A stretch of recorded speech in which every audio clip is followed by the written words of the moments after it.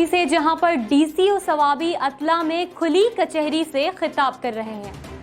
D C او صوابی کا کہنا ہے کہ شہریوں کے مسائل ترجیحی بنیادوں پر حل کرنے کی کوشش کریں گے۔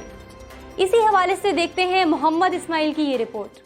جی، ضلع انتظامیہ نے ضلع صوابی کے دور افتادہ پہاڑی علاقہ اتلا گدون میں عوامی مسائل جاننے اور ان کو موقع پر ہی حل کرنے کے لیے کھلی کچہری کا انعقاد کیا، جس میں ضلع صوابی کے تمام محکمہ جات کے سربراہان کے علاوہ علاقے کے لوگوں نے کثیر تعداد میں شرکت کی۔ اس موقع پر عوام نے کھل کر اپنے اپنے مسائل بیان کیے اور متعلقہ حکومتی اہلکاروں نے جواب دیے اور ان کے مسائل کو ترجیحی بنیادوں پر حل کرانے کی یقین دہانی کرائی گئی۔ گدون کے عوام نے deputy commissioner Swabi captain retired Sanaullah Khan کی اس کوشش کو بے حد سراہا اور ان سے گدون کے اور دور دراز علاقوں میں اس طرح کی کچہری کا انعقاد کا مطالبہ کیا۔ معززین علاقہ نے ڈی سی صوابی کے اس کاوش کو خوشائن قرار دیا کہ موجودہ ڈی سی صوابی عوام اور اداروں کے درمیان فاصلوں کو ختم کرنے کے لیے سنجیدہ کوشش کر رہے ہیں۔ جی